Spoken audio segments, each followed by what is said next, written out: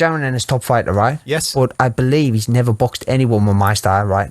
That was Josh Kelly discussing his potential fight with Jaron Boots Ennis for Ennis's debut at 154. The fight that would have, could have, or should have happened if the terms were agreed upon in a punctual fashion, to which they weren't. But they did discuss their commonality of opponents in David Avanesian, and we know what David Avanesian did to Josh Kelly, and we know what Jaron Boots Ennis did to Avanesian. Now, I know triangle theories in boxing don't always work out, but when it's the right triangle, A squared plus B squared is always C squared. You know what I'm talking about? If I tell you I'm good, probably you will say I'm boasting. But if I tell you I'm no good, you know I'm lying. Yo, what's good, Boxing Talk family? Welcome back to your favorite boxing news channel, Dr. Boxing Talker. We are back for another YouTube video. Banger, man. Yes, sir. Yes, man. Man, I know what time it is. A doctor's in the house, man. So check this out. But before we get to it, let's go ahead and smack that like button. Let's do it together. I appreciate y'all. See, it's easy peasy lemon squeezy, and it keeps us going and growing on this YouTube platform. But let's get to the meat and potatoes, and that is Josh Kelly. I've talked about this before, right? And I'm not going to backtrack now.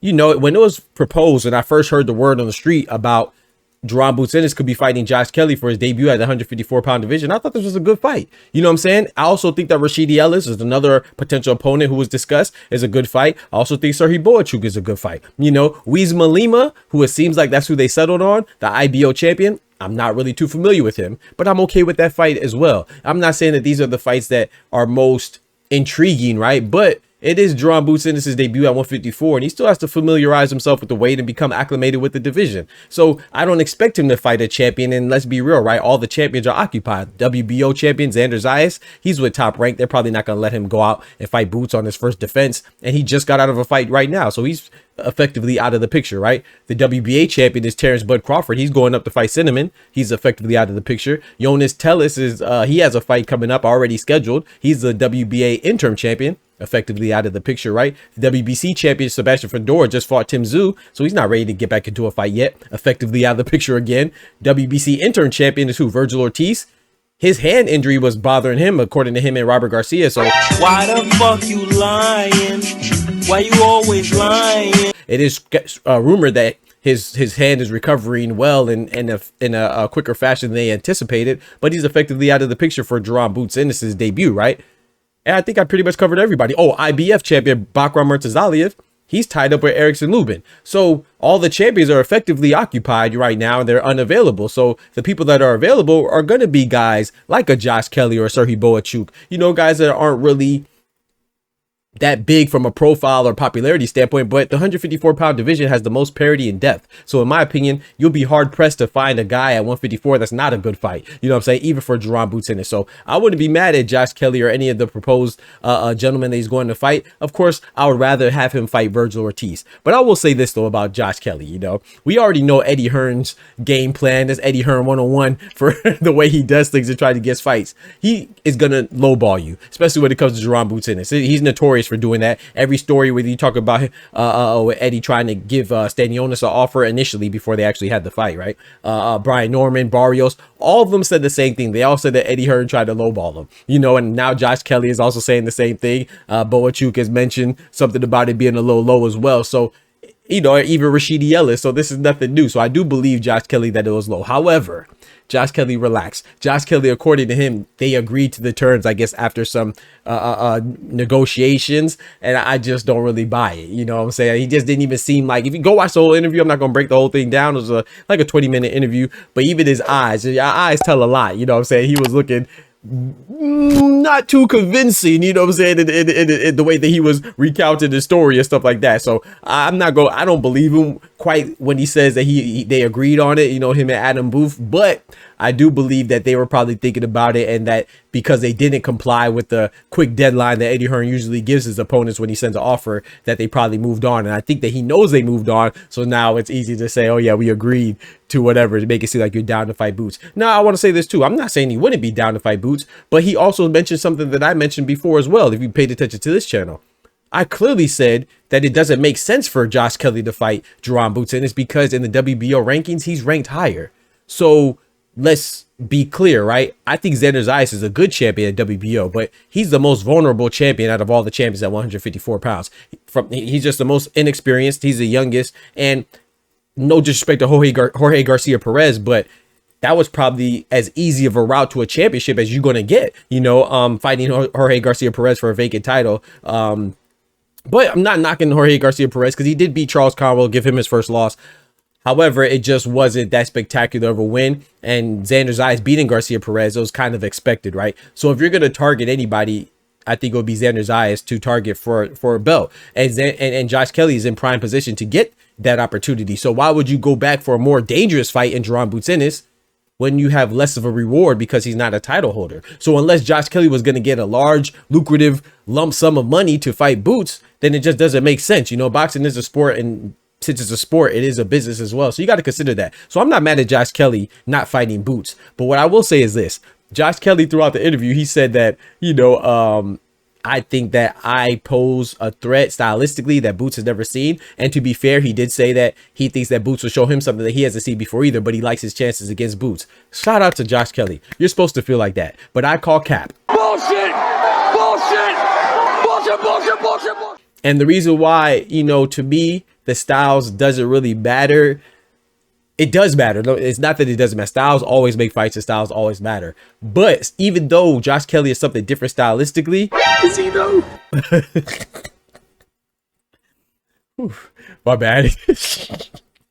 Now, this goes back to what I was saying before in the intro. My bad, y'all. That's the engineer in me. I had to reference the Pythagorean theorem with the triangles and the right triangle specifically. You saw what I did there, right? So I had to just to emphasize that, yeah, the triangle theories don't always work, but they mostly work. And I think that this is the right triangle, play on words, pun intended, with Josh Kelly, David Avedisian, and Jaron Boots Ennis, to where the styles don't matter too much, because if David Avedisian got Josh Kelly out of there, and we saw with Boots, how Boots got David Avedisian out of there, I think that it's safe to say that Jaron Boots Ennis would eventually break down Josh Kelly. Now, I do think Josh Kelly is a little slick, but I don't think that he poses. I feel like, to be honest, I don't think that this fight for Boots would be harder than Karen was the 2 times that he fought Karen, in just my personal opinion. And I will say that I see that Jaron Boots Ennis versus Josh Kelly, I do think that fight will be competitive at the beginning, have a little bit of back and forth where Josh Kelly looks good with his slickness, and he's a very elusive fighter, right?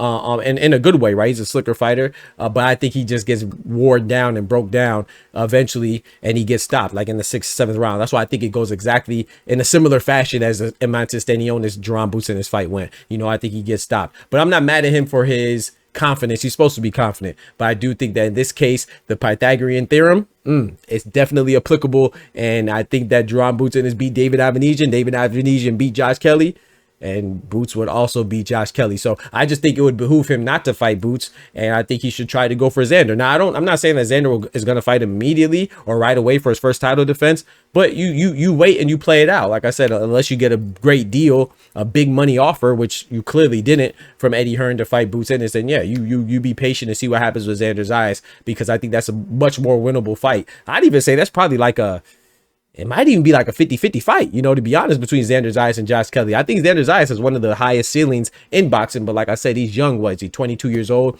He just doesn't have that much experience right now. He has fought guys like Patrick Teixeira and Damian Sosa. He has some decent wins, but nobody that I would say at this current moment is championship level. So I do think that Josh Kelly, it's smart for him to go for Xander's eyes and stay away from Jaron Boots Ennis right now, if you can, unless there's a good reason for you not to, or for you to fight Jaron Boots Ennis. But I gotta be honest, man.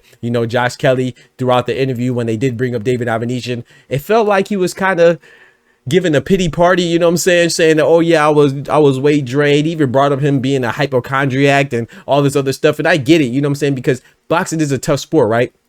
Let's look at some of his countrymen, right? With Daniel Dubois, when he was sick, he pulled out of the fight, and people saying that he ducked Joseph Parker, right? And then also, if he would have fought the fight like he did and lost, well, Ray Ford was weight drained when he fought his other countryman, Nick Ball, and they say that was Nick Ball's best win. No one really cares that Ray Ford was drained. So right now, I'm not going to care just because you lost that you were drained. You know, it is what it is. You should move up or try to give yourself the best opportunity to win. So with that being said, it's tough. I will always acknowledge that fighters have it tough, right? Because if they back out when they're sick, people are going to say that they're ducked and they're scary. But if they fight when they're sick or they're hurt, them and they mention that, then people are going to say, oh, they're just using excuses. So I just feel like if you fight, you got to take whatever comes with it. And if you don't fight, then you got to take whatever comes with it, whether it's the blowback or the negative response to it. And if you do fight, you know, if you lose, then it is what it is. So I don't really care about him being weight drained or being a hypochondriac. I know it sounds like cold, but it just is what it is. You know, we saw Errol Spence get in there and get the brakes beat off of him. We don't really care. Not too many people are caring that he was potentially hobbled or whatever. So you just that just comes with it. You know what I'm saying? If you are hurt, that's why I say boxers prioritize how you feel. You know what I'm saying? Prioritize your well-being. If you are hurt, I don't care what they're gonna say. Back out. You know what I'm saying? But if you go in there and fight, then I don't care if you're Sergio Martinez with the broke knee. Miguel Cotto gonna put that whooping on you. You know what I'm saying? That's what it is, what it is, man. That's just a harsh reality, you know? So with that being said, I think Jaron Boots Ennis beats Josh Kelly. I don't think they're going to fight anyway, at least not in the imminent future. But if they do, I'll definitely lean towards Jaron Boots Ennis. And it's primarily because Jaron Boots Ennis stopped David Avanesian and David Avanesian stopped Josh Kelly. You know what I'm saying? I don't care what the circumstances were. But y'all let me know what y'all think about that. Basically, what I'm saying is that I think Josh Kelly's doing the right thing by not fighting Boots. You know, y'all let me know if y'all agree. Who do you think will win if they did fight? And would you rather Boots fight Josh Kelly or Rashidi Ellis or Weizma Lima, who he's reported to fight? Y'all let me know in the comments, man. Don't forget to smack that like button. But most importantly, remember, with God, we can do anything. Without God, we're nothing. The doctor's out. Peace. From the hood to college, both worlds they had to meet. 6 degrees between us, so cold we're about to freeze. But we're Florida boys, hot takes, we bring the heat. We're moving the culture, the engineers to the streets.